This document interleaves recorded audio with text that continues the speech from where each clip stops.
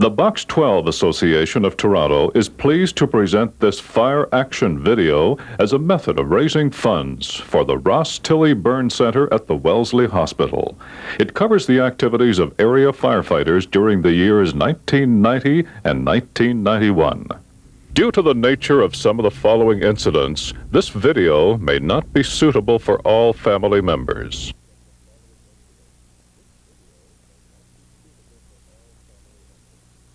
On March 4th, 1949, 7 men gathered at Toronto Fire Headquarters for a meeting to determine what assistance they could provide to the Toronto Fire Department.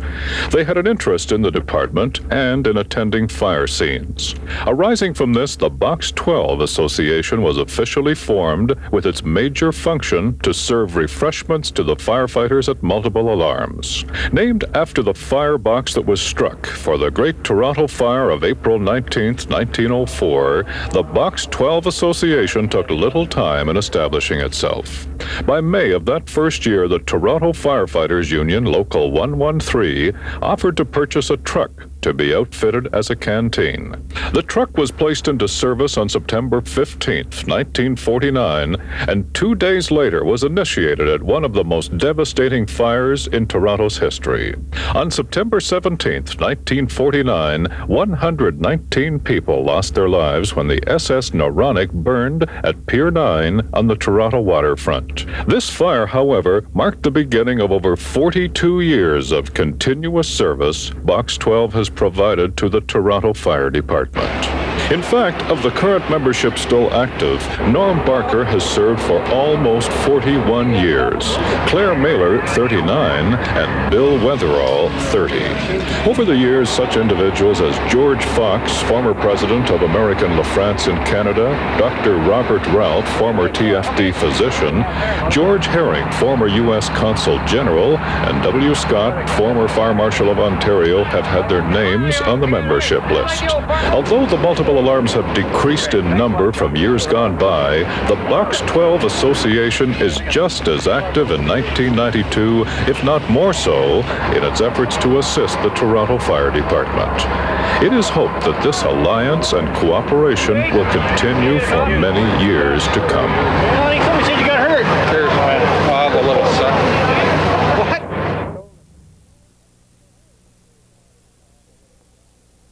The following video is dedicated to the memory of Toronto firefighter Gary Kennedy, who died from injuries received in the line of duty on March 9th, 1989.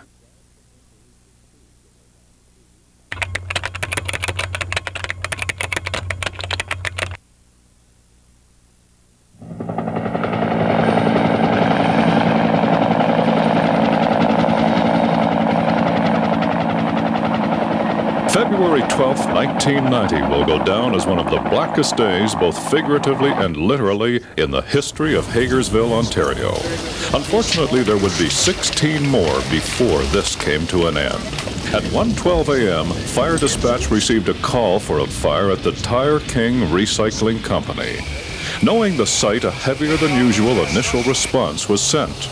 The fire was well established when first units arrived, and additional equipment was immediately requested from 6 other communities.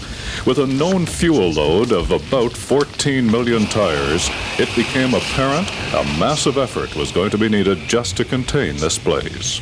Even as the first hose lines went into operation, the fire was jumping from one pile of tires to another. Water supply problems slowed containment efforts, and the fire grew at an alarming rate.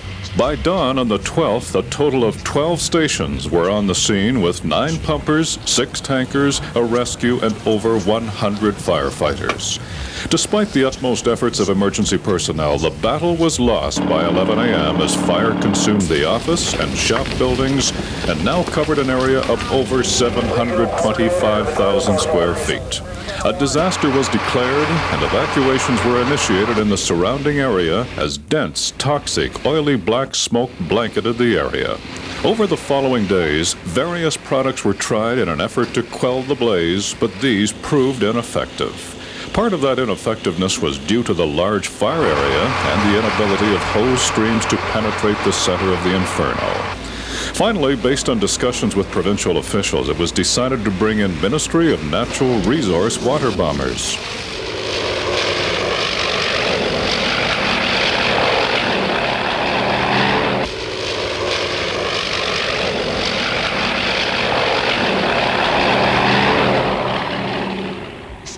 These aircraft, used exclusively for fighting forest fires in northern Ontario, could hit the center of the fire and deliver large quantities of water on one pass. The use of these planes on an industrial fire, quite some distance south of their normal territory, was believed to be a first in firefighting efforts in the province. They did prove effective in suppressing the fire, and although it would be 17 days before being officially declared out, the water bombers came through with flying colors.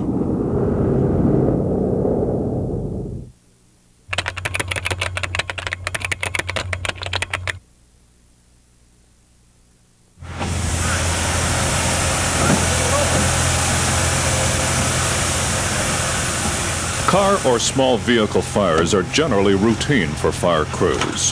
One hose line fed by the water tank is usually sufficient to extinguish the blaze. When Pumper 22 arrived at Kingston Road and Lee Avenue on June 23, 1990, around 4:30 p.m., they found a taxi cab with a fire in the engine compartment. It was soon learned that the taxi was fueled by propane. Propane is convenient for barbecues or torches when soldering copper pipe, because when you want to stop the flame, you simply turn the feed valve off. Unfortunately, the feed valve on propane vehicles is not easily accessible, and in the case of this vehicle, it malfunctioned. So the crew went to work and tried to open the hood of the taxi. Oh, that's true.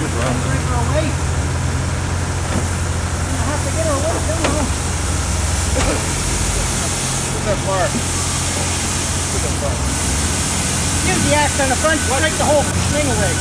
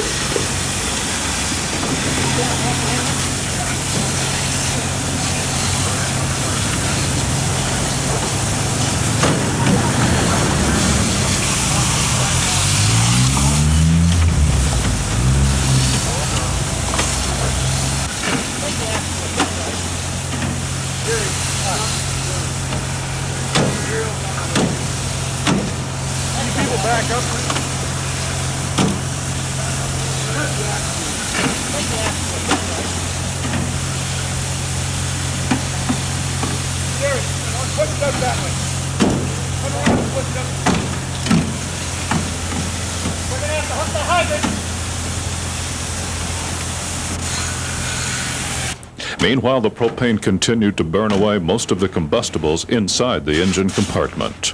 With the water tank running dry and the hood still refusing to give and the fire escalating, this particular job suddenly became anything but routine.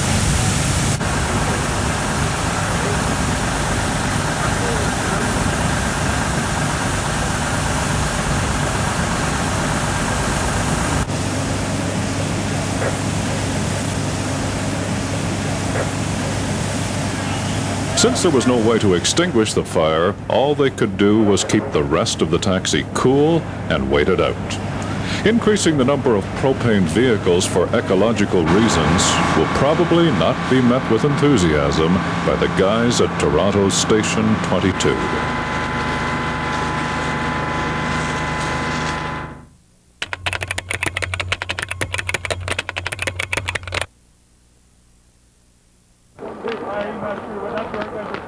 On Tuesday, October 10th, 1989, a pickup truck veered across Lakeshore Boulevard East in front of TFD's Air Supply 1 and plunged into Ashbridges Bay at the foot of Coxwell Avenue. The truck landed and partially sank in about 20 feet of water. The water temperature was 50 degrees Fahrenheit. Pumper 30, Aerial 17, and Rescue 1 responded as a citizen initiated the rescue effort. Former District Chief Marshall McLean explains. Brent Smith of 17 Pump, along with the citizen, jumped back in the water. They went back out to the truck. They were able to get the victim out of the truck. Ron Broderick of 17 Aerial also went in the water to assist them. They did CPR for a short period of time, just a couple of minutes. They then put a rope on them and pulled them back in, and they did a great job to get out to the truck, get this victim out of the truck, and bring him back in. They did a wonderful job.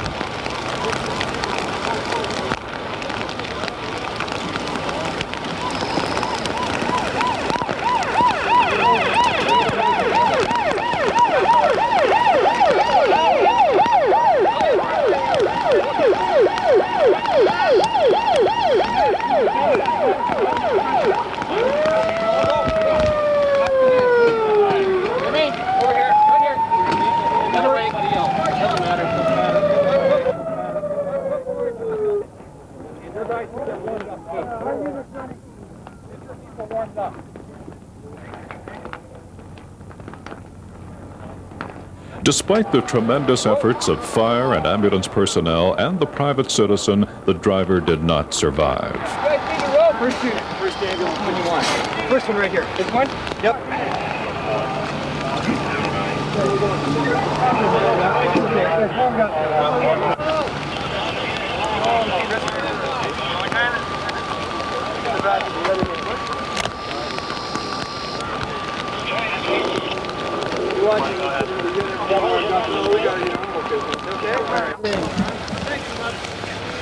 Come on.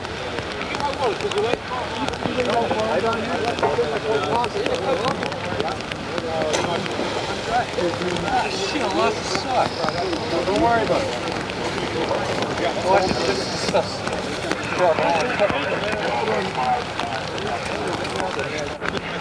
glasses are in my pocket. Everybody dies. Been on the van?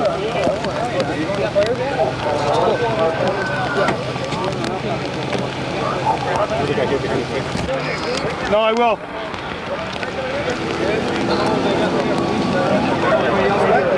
Yeah, in here. You got a blanket? All right. Really? Sure? The 3 firefighters and 1 citizen involved in the rescue were treated at hospital for hypothermia.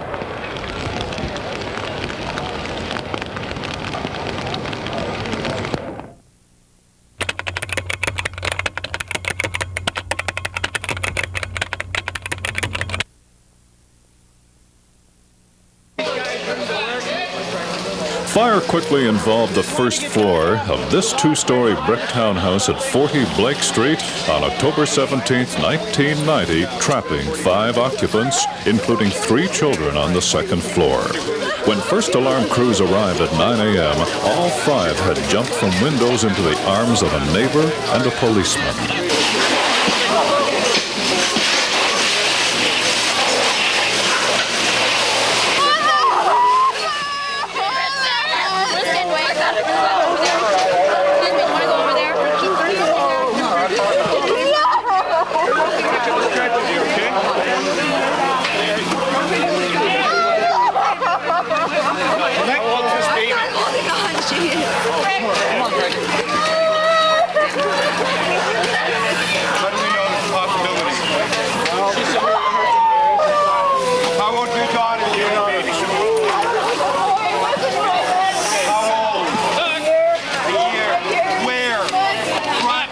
up, down. You don't know where the baby is? Okay. Baby's sleeping in bed?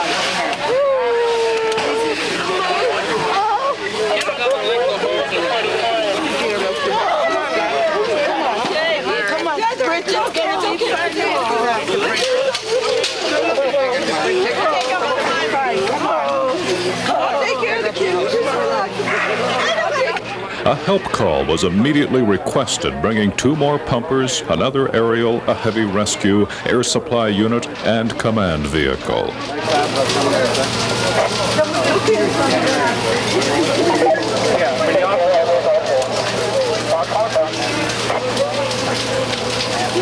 One firefighter searching the second floor for more occupants had to be pulled out by his colleagues when fire conditions became too severe.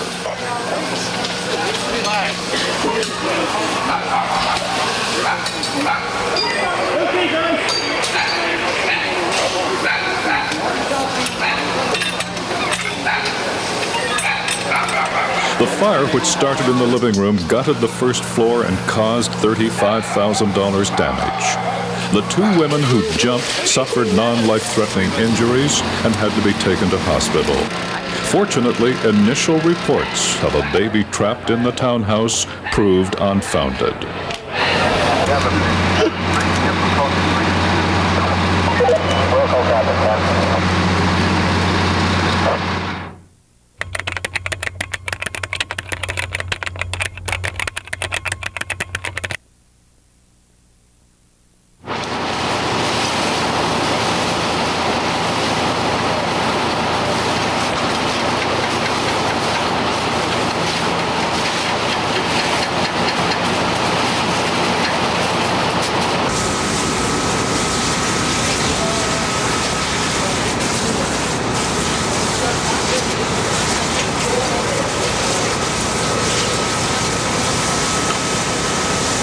Many of the industrial buildings in the South Parkdale section of Toronto are in the process of being renovated. There are many large structures in the area that no longer serve as factories or warehouses. One such building at 51 Jefferson Avenue was the site of a second alarm on Sunday, January 27, 1991. The fire started in a studio apartment inside the 40-foot by 125-foot, 1.5-story brick frame warehouse. Much of the building was used as an after-hours club, and fortunately the fire did not occur at a time when many people would be inside. The first alarm was dispatched at 6:32 a.m., and on arrival, flames were venting 50 feet through the roof. A second alarm was requested right away as hose lines were laid in.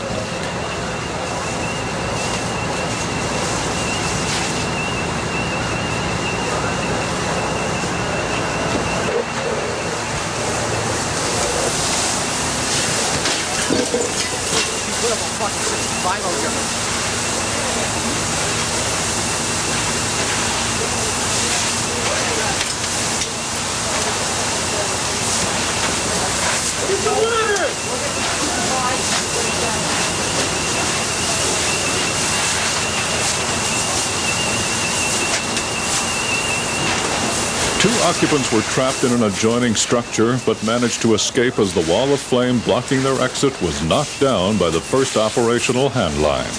The fire had spread so quickly that it burned through much of the roof, resulting in a ladder pipe and an aerial tower being set up for heavy stream operation. At 6:56 a.m., another pumper and aerial were requested, and a second ladder pipe was put into operation. The effect of the heavy streams contained the fire, and it was called under control at 7:30 a.m. Damage to the main fire building was listed at $575,000, with additional damage of $30,000 to the adjoining structures. The cause of the blaze was an electrical malfunction.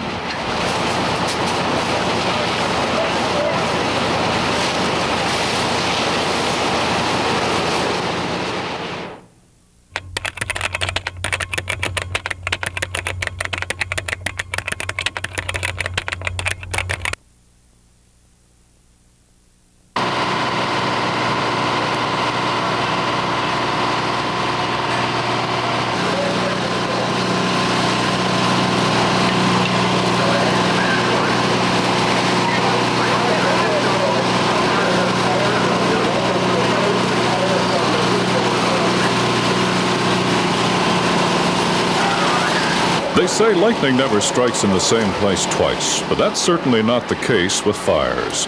One example is this fire at 749 Queen Street East, which occurred on February 28, 1991. A third alarm was recorded for a fire in this same building in January of 1972. The recent fire started in the rear alley behind two extensions of this three-story brick frame structure. First alarm trucks were dispatched at 12:56 a.m. and arrived to find heavy smoke conditions. The fire building housed a plumbing firm but was primarily used as a rooming house. Fortunately, a tenant who was awakened by the smoke ran door to door, rousing fellow tenants, or loss of life would have resulted. A second alarm was struck at 1:02 a.m. in view of the rapidly worsening fire conditions and the possibility of more people being trapped.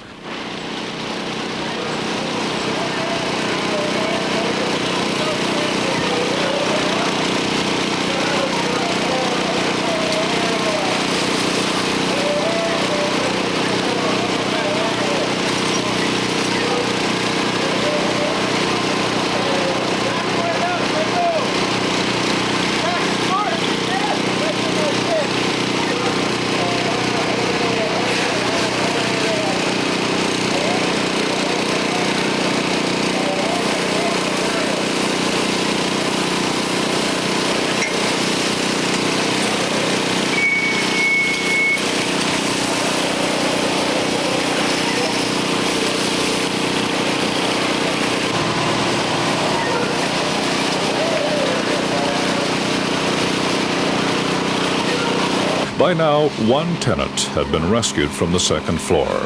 The third alarm was struck at 1:23 a.m. as the fire extended to the two-story brick frame adjacent buildings housing an artist studio and an antique shop. Aerial 7 and Tower 5 were put into operation on Queen Street as fire engulfed the entire structure.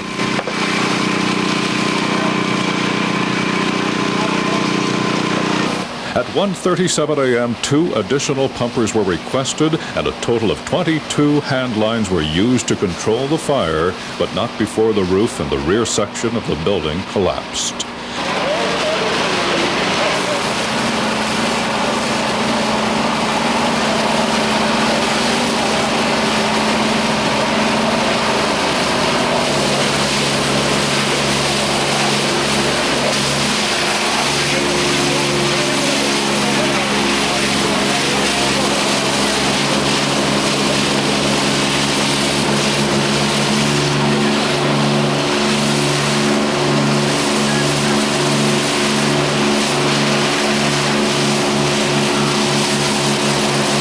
Total damage, including adjacent structures, was $1 million. 4 firefighters were slightly injured fighting the fire.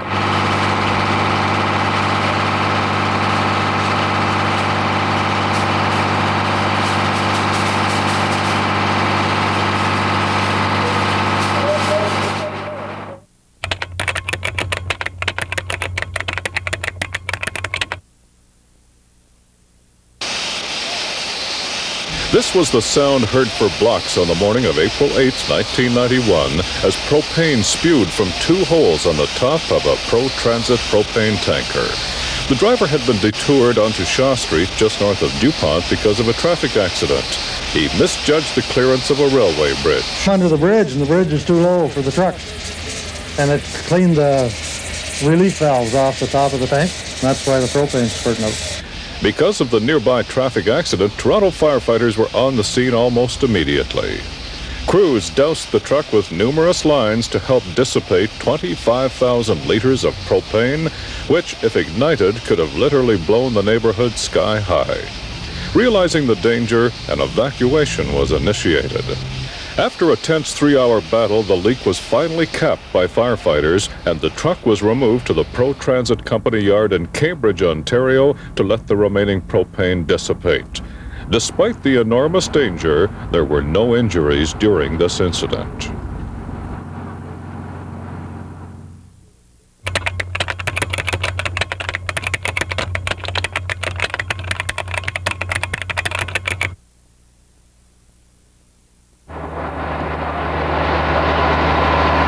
Toronto's second Chinatown is centered along Gerrard Street, east of Broadview Avenue.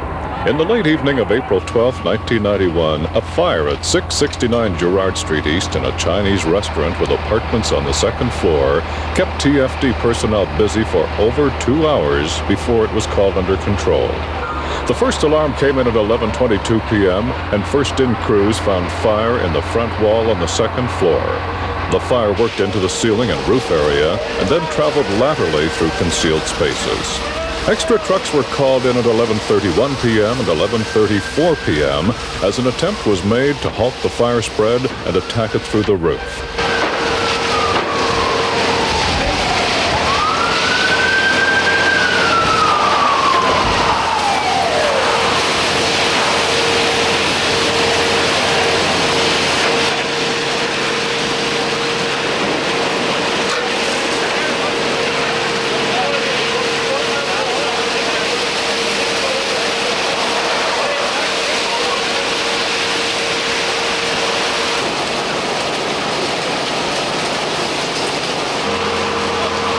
A second alarm was requested at 11:55 p.m. as the fire continued to move through the roof area and firefighters were having difficulty getting at it.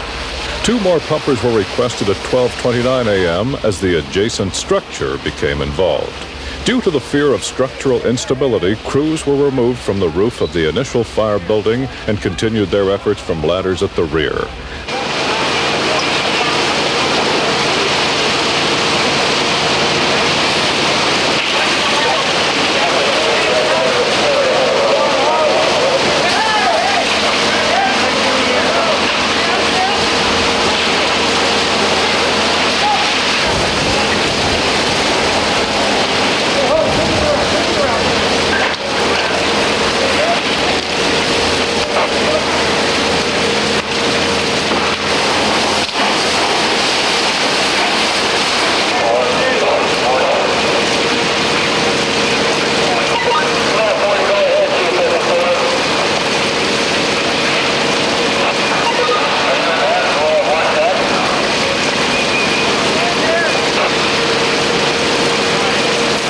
An additional 2 pumpers were called in at 1:35 a.m. for relief purposes as fire crews tried to attack the fire by pulling ceilings on the second floor and opening up holes in the tar gravel roof.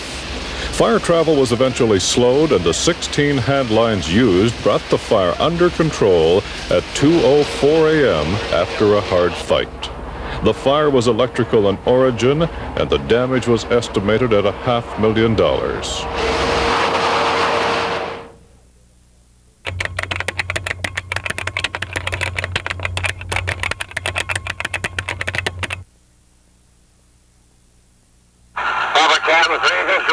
We arrived at 121 Carlton Street. We have a serious working fire on the inside.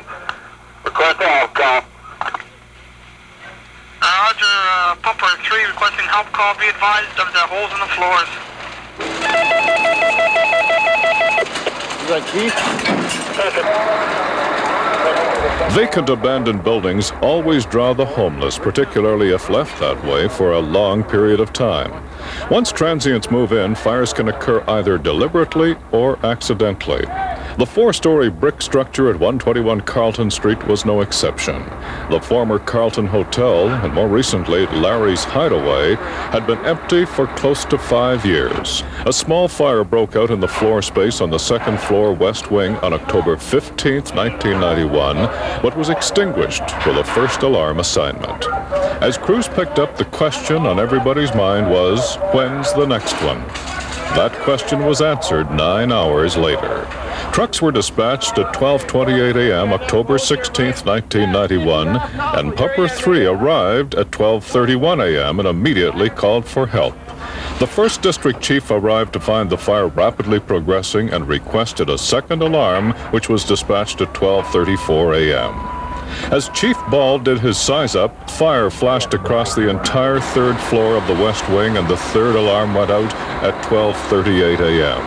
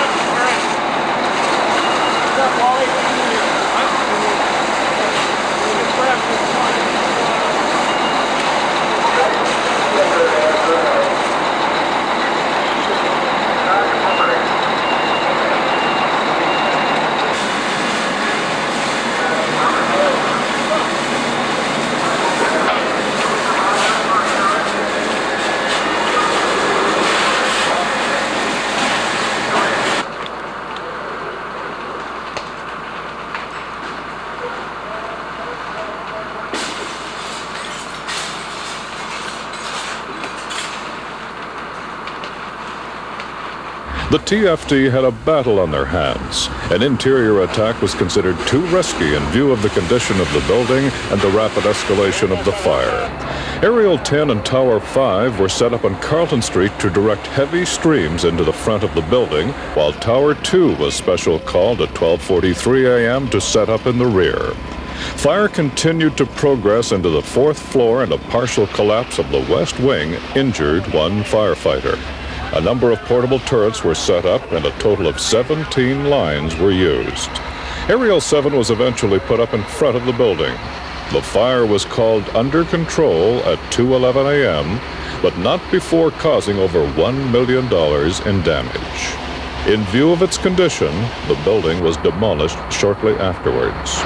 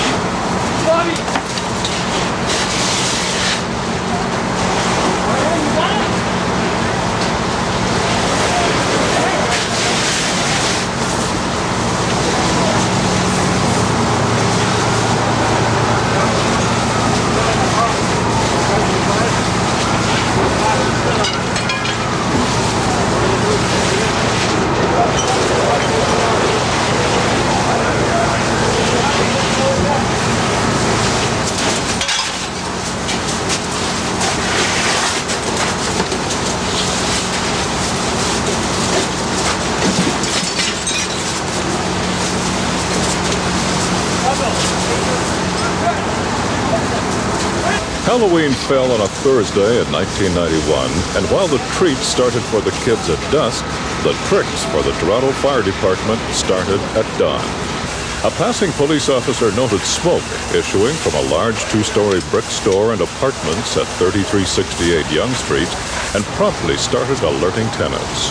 The first alarm was dispatched at 5:23 a.m., and on arrival, crews found heavy smoke conditions throughout the structure. An interior attack was begun as additions were requested at 5:26 a.m. and 5:51 a.m., but it became obvious that the fire had been burning for some time. As a continued interior attack became doubtful due to increasing fire conditions, a second alarm was requested at 5:56 a.m. Crews began laying in big lines while heavy fire broke through the roof of the rear one-story extension.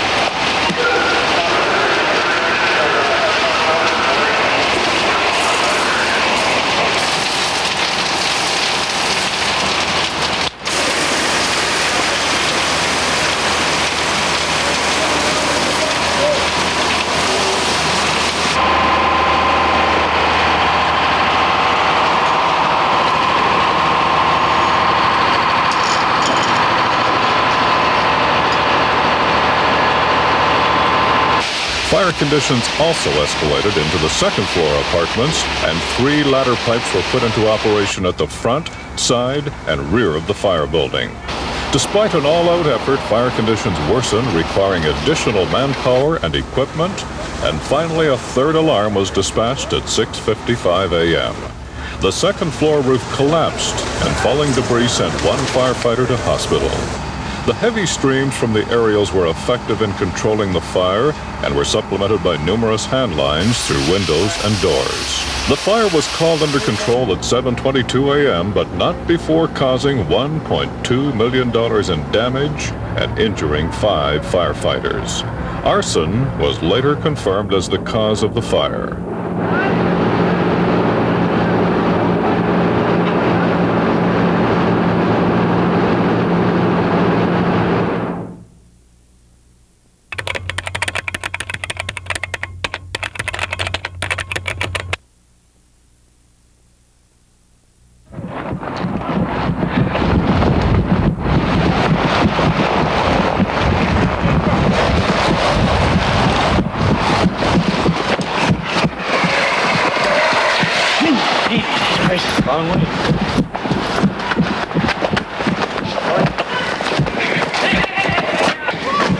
You're around the tree.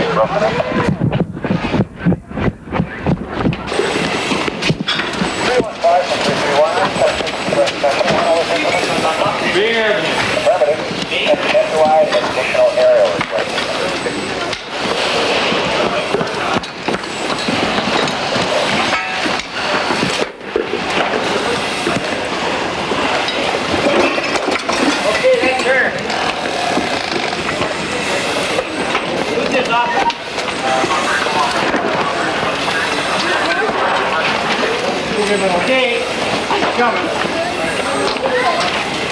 What you need, Cap? You need a ladder, Rick? Okay, come. Peter? Hang on. Until we get wood. You want to get a ladder, 10 meter? 10 meter and a 24. All right. Come on.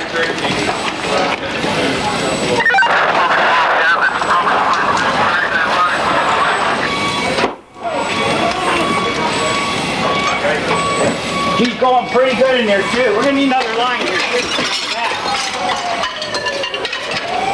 30's coming in now.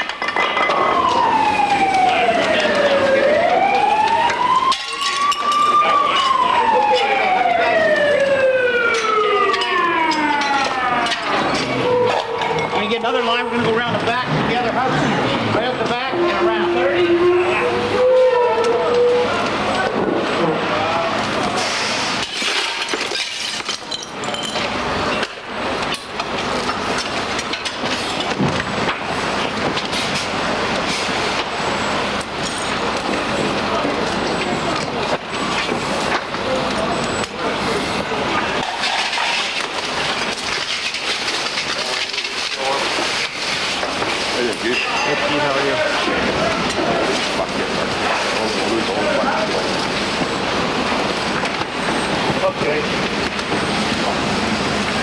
Do the end one there, go right around the back, we'll go in the back way. Oh, this one's going pretty good right here, Garrett.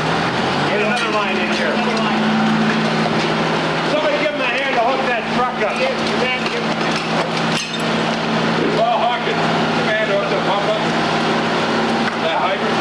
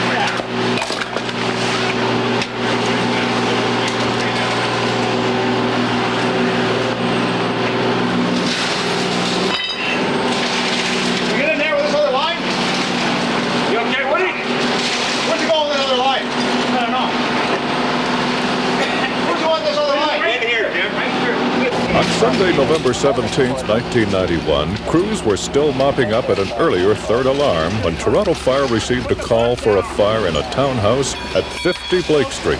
In view of the number of calls they were getting, a heavy rescue and an extra aerial were sent at 9:59 a.m. to complement the normal response of 2 pumpers and an aerial. Crews arriving on Blake Street determined that the fire was on the far side of this apartment townhouse complex, which necessitated hose lays of a couple of hundred feet. Heavy smoke conditions greeted first-in firefighters, and fire erupted before hose lines could be charged. Additional trucks were requested, but good progress was made with a couple of hand lines, and the fire was under control at 10:35 a.m. The cause of the fire was a pot of grease left on the stove. Damage was set at $80,000, and fortunately the elderly but shaken occupant was unhurt after being rescued by a neighbor.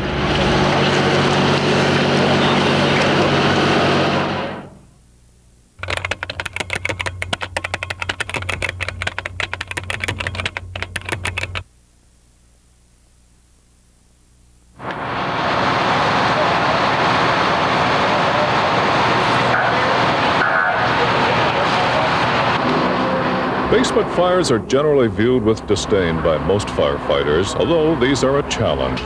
On Friday, December 14, 1991, TFD personnel were confronted with just such an incident at 2918 Danforth Avenue in the city's East End. The first alarm was dispatched at 10:40 p.m., and first-in crews found the fire slowly spreading to the first floor of this 2-story brick row of stores. The East York Fire Department also responded to the call, and although not in their jurisdiction, they operated at the rear of the structure with a pumper, aerial, and chief. Attempts to get into the basement were only partially successful, and access holes were cut in the floor. Additional trucks were requested at 10:44 and 10:48 p.m. before the second alarm was dispatched at 10:58 p.m.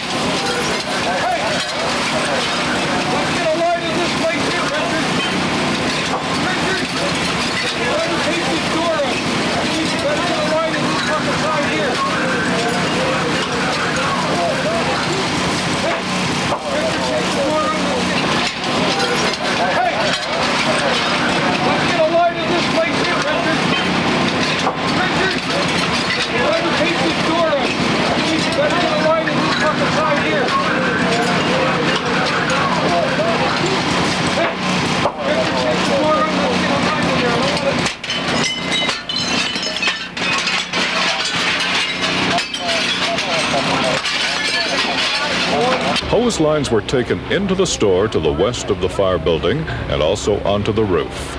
After opening up the walls, hose lines were effective in extinguishing the fire, which was called under control at 11:39 p.m. The damage was estimated at $225,000, and 4 firefighters were injured battling the blaze.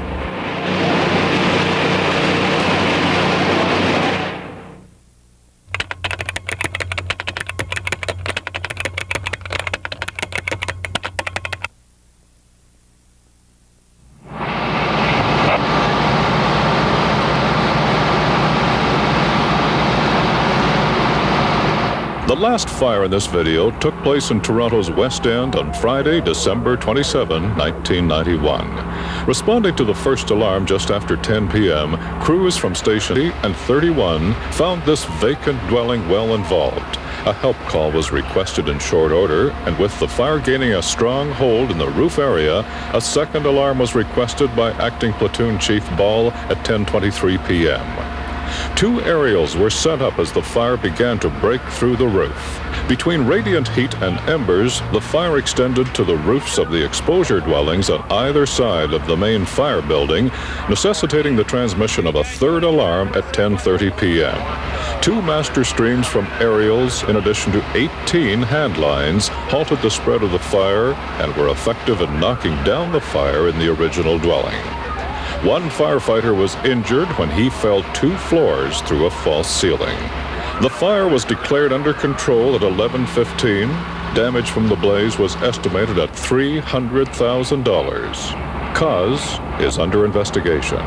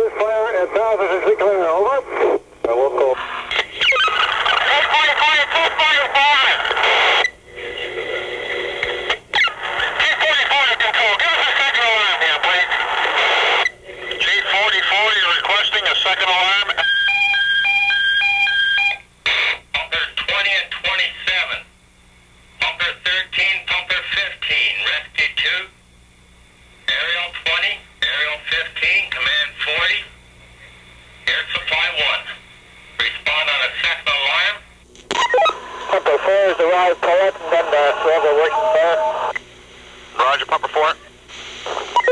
Pumper 7 on scene. Roger, pumper 7. Rescue 1 on scene. The mobile repeater has been enabled on access channel 3. Over. Roger, rescue 1. 841 in control. We have on scene. We have a serious working fire in a 2-story row housing. The chief would request a second alarm. Roger, 841. Rescue 1, Captain. The Chief 41. Chief 41, go ahead. Chief, this is completely involved in the back. Roger, Rescue 1, Captain. Chief 41 to control. Go ahead, Chief. Third alarm, over. Requesting a third alarm, Wilco. Attention, you hold the TVC to cut these wires. 841 to control. Do you have an ATE on the hydro? ASAP, 841.